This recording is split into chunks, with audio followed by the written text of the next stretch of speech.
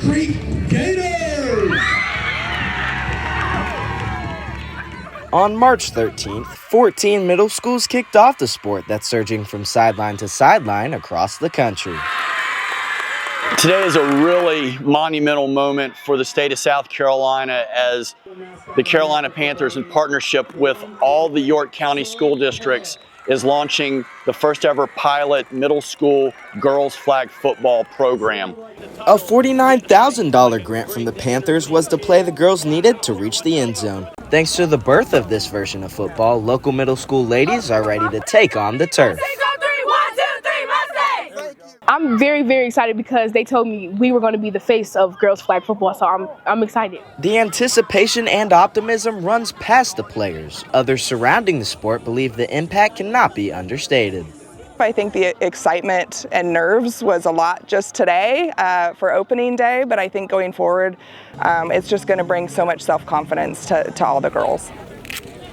If we're at a point where girls are having the pathway to compete in middle school, up through high school, then on to the college level through the sport of flag football, and give them new ways to engage in their school community, you're talking about transformational legacy change. 1, 2, 3, game! With girls becoming new faces on the field in the Carolinas, the sport is ready to catch future success. This new form of flag football is reaching the Olympic level as soon as 2028. Parents, players, and coaches believe this is the first big step for the state. Flag football is a different breed of sport, and it has a certain level of intensity that these girls have to have, and they've definitely brought it this year so far. And I only see it continue going from here. You go 15. Even with the ladies just now gaining experience on the grass, Coach Johnson says the mindset to tackle the sport is equivalent for girls and guys. All right, thank you. I don't think it's any different. I think it's all the mentality that they bring to the sport. Through these 6 weeks, I've seen physicality, I've seen toughness, I've seen anger, I've seen all the emotions that I've seen on the football field. The love for the game also remains the same for the freshman flag pullers. It feels like euphoria. Like when I'm out here, it brings me peace. Though the county's inaugural season comes to a close May 2nd, the sport has only green grass ahead and aims to touch down at the high school varsity level within the coming years. For CRN TV, 1, 2, 3, go to Eagles! I'm Pierce Morgan. Within the waterways of Harbor Island lies boats filled with spirit, compassion, and endless effort. No more talking, let's just go. You're giving your all, you're paddling, and when it's really, really tough, you don't give up. You keep going, you keep paddling, and as hard as it is, you never give up, and that's what we say, we never give up. The Tampa Bay Pink Dragon Ladies are a non-profit organization that was founded in 2004. As the years have passed by, team leader Tessie Young explains what makes their synchronized strength so special. We're like a sisterhood, you know, we got to lift each other up. I have bad days, but I know when I come here, the ladies lift you up. It's hard to put into words unless you've lived it. So be very proud of the accomplishments of today. Not only do you hear the ladies beating this drum in the Bay, but they are also facing a more complicated conflict than Tampa's current.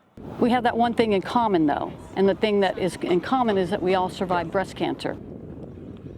I was diagnosed in 2017. I did choose to have a double mastectomy, had chemo, so while you're going through that, it's pretty difficult.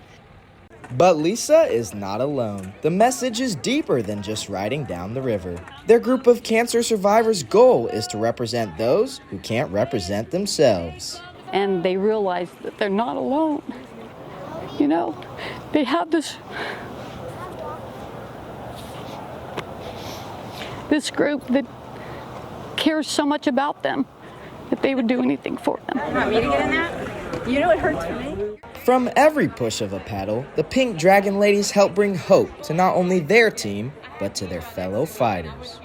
However, we have friends all over the world that have the same thing that we have, and we are proof that there is life after cancer.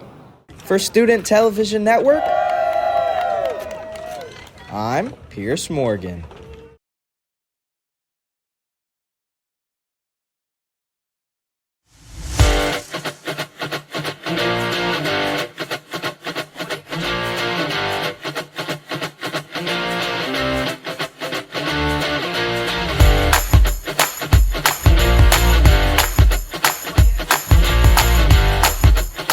Welcome back to the Snake Bite. The Ridge had a relatively quiet slate as our winter sports are winding down, but we still have all the scores and updates for this week's athletics. That's right, Casey. Tipping off on Tuesday, our Hoopers were right here at home looking to beat the Bearcats. The Lady Copperheads were cooking to start the game as they closed the first quarter with the lead. Unfortunately, the Cats clawed back, beating our Copperheads in a close battle.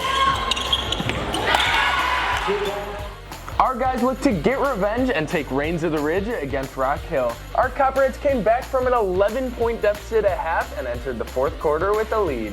The boys went bucket for bucket, trading all the way through 2 overtimes, but it just wasn't enough as they came up just short in the second OT. Despite the losses, our basketball teams displayed effort and intensity that was endless on the court. Plays were being made all night long, giving us no reason to not pick them for Play of the Week. This week, we give the nod to sophomore stud Isaiah Thomas with the putback layup in the clutch. Isaiah was looking like prime Odell Beckham Jr., reaching back with one hand and keeping his coordination all the way through to finish the play with a tough 2 to keep the Copperheads' hopes alive. Great job, Isaiah. There is no doubt that our Copperheads are determined to dominate. With playoffs coming up, they are prepared to make a push. Tonight, our Hoopers head away from home to finish the regular season at Clover. Pierce, how's the matchup look? Well, Casey, starting off with our ladies, we know the Blue Eagles have a very tough and talented team, which will be hard to stop. Last time out, our ladies struggled to score, but if they can lean on star power from the senior Addie Cunningham, our Copperheads will get it done. They look to improve their seed and finish the season strong. Good luck, ladies. Pierce, you talked about scoring, and the same goes for the guys. Keeping up the pace needs to be the main priority as they look to put their name in the postseason. If they can put points on the board, they will punch their ticket. And as they begin their race for a ring, our wrestlers look to get one of their own. They'll be traveling to Trojan Land today to take home an upper state title. Good luck to all of our athletes. And they continue their chase for a championship into the weekend. That wraps up our week. For the Snake Bite, I'm Casey Fickus. And I'm Pierce Morgan. Back to you, Reese and Liam.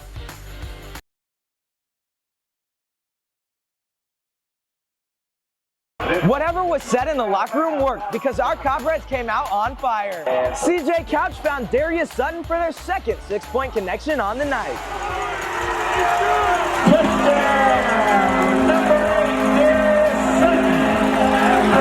Responded well, totaling up 2 more touchdowns, bringing their lead to 28-21. This gave the ball back to our red-hot offense, and they capitalized.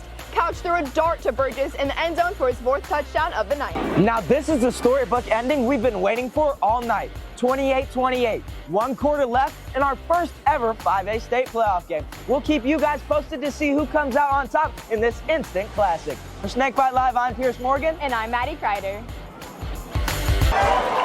Speaking of comeback, our guys literally just scored their first touchdown of the season. Number 3, Braden Wazik ran it right into the end zone just when we were thinking things were getting bad. And the guys just got a 2-point conversion to officially make it a 1-score game. We're going to keep you guys posted. For Snakebite Live, I'm Pierce Morgan. And I'm Maddie Kreider. The guys came out to have guns a-blazing. A streak of perfect passes led to a Copperhead score. Senior quarterback CJ Couch was able to find Darius Sutton in the end zone to cut Clover's lead to 14. The defense got on this momentum, getting to the QB immediately and forcing 3rd down and an early punt. The rest of the third, though, was a stalemate. The score ended 34-14. Neither team could get the advantage, but now our offense has the ball looking to put a dent into Clover's lead. For Snakebite Live, I'm Pierce Morgan. And I'm Maddie Kreider. Our Copperheads came out of the half with ambitions to annihilate the Yellow Jackets even more. The first drive, CJ Couch finds junior tight end Connor McFadden in the end zone to make the score 20-0. Flipping the field, Josh Dobson showed off the wheels and ran down for another interception midway through the third, which led to this insane reception by the senior receiver, Braylon Burgess. pass completed number 10, Braylon Burgess. Same drive ended in a beast mode run by Braden Wasick. With all these scores and stops, I couldn't tell if we were the prime Patriots or the current Copperheads. Nevertheless, the guys are up 27-0 to end the third. And hoping to shut it out in the fourth. For Snakebite Live, I'm Maddie Kreider. And I'm Pierce Morgan. Due to an early fumble forced by Ian Babcock, our Copperheads were able to jump out to a 7-0 lead with a receiving touchdown over the middle by sophomore Boston Hamlin. And the guys are keeping their foot on the gas as Lewis Price jumps on another loose ball, causing the second turnover of the game. Way to go, Big 77, and now our offense is looking to capitalize off the stolen drive as they have the ball early in the second quarter. For Snakebite Live, I'm Pierce Morgan. And I'm Maddie Kreider. Casey, you want to tell them? Pierce, I think we both tell him. We are now state champions! Kendra Murray came through in the clutch and dropped a home run on the biggest stage. And Chloe Berger came up clutch down the stretch with 3 scoreless innings to end the game.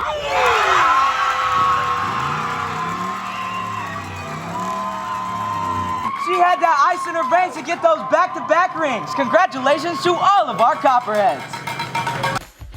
I'm here with junior wideout Darius Sutton. Darius, you had 3 touchdowns on the night, plus a victory on top of that. Can you tell me the emotions going through you right now? Just extremely blessed. Just thanking God for everything that came through this season and the work we put in and just a team effort. And I can't do nothing but thank my team. I like that answer. And you're talking about the team. How does this win give momentum in the next round of playoffs? It shows us like what we got to work on and what we need to fix. And we just ready. We just coming for all of it, everything. Yes, sir. That's what I like to hear. Thank you for joining me at the desk, Darius, and have fun in that locker room. Thanks so much. What a game it was. And next Friday, our guys look to deepen their playoff run as they travel to TL Hanna. Good luck, Copperheads. For Snakebite Live, I'm Pierce Morgan. And I'm Maddie Kreider. That's right, CJ. And now I'm here with my ride or die, Casey Fickus. Casey, can you tell me your emotions after you had that interception? Yeah, Pierce, I was just trying to stop them before halftime. You know, it was getting close. They were driving down the field. They had made a couple big plays, and I was just trying to help the team out, stayed over top, and came down with an interception. And can you tell me how it felt to be on the field against Fort Mill? Yeah, so this is my first time playing Fort Mill as I came off the basketball court, and it's special atmosphere out here. It's just so fun to be a part of this football team and be out there with my guys. I love that answer. And my final question to you is, what's harder, showing up with a pitch on Monday or sending the Yellow Jackets home? You know, it feels really good to send those Yellow Jackets home. I'm going to have to go with the pitch on Monday because that ain't so easy.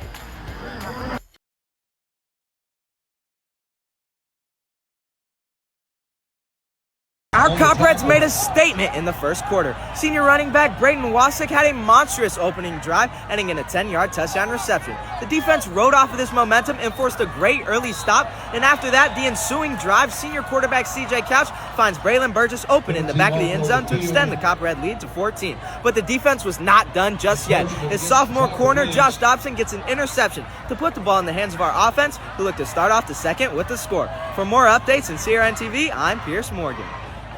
After a hard-fought first half, the guys find themselves down 14-31, but the score does not reflect the competitiveness of the game. Our guys forced a second turnover in the second quarter off an interception from junior linebacker Nolan Jones, leading to the second Couch to Cooper connection of the night. If the guys can refine this momentum in the second half, they should have no problem getting back into this one. For CRN TV, I'm Pierce Morgan. The senior is having himself a night. After the defense jumps on another fumble recovery, Braylon Burgess gets in the end zone once again to push the Copperheads lead to 14. The guys look to continue to pour on the beatdown as the night goes on. For CRN TV, I'm Pierce Morgan. Coming out of the half, our defense was on top of things, but the offense really couldn't get things going. It was a stalemate from both sides of the ball for both teams. The score remains 14-0 at the end of the third, but our offense looks to extend their lead in the fourth. For CRN TV, I'm Pierce Morgan. Our Copperheads came out on fire. In a 100-mile-an-hour air attack led CJ Couch finding receivers left and right all the way down the field and finished with him finding Preston Waffle House Cooper open in the end zone to extend the lead 7-0 Copperheads. And the defense got right on it as they got a pick on Northwestern's very first drive, and our offense has the ball and they're charging down the field. For more updates in CRN TV, I'm Pierce Morgan.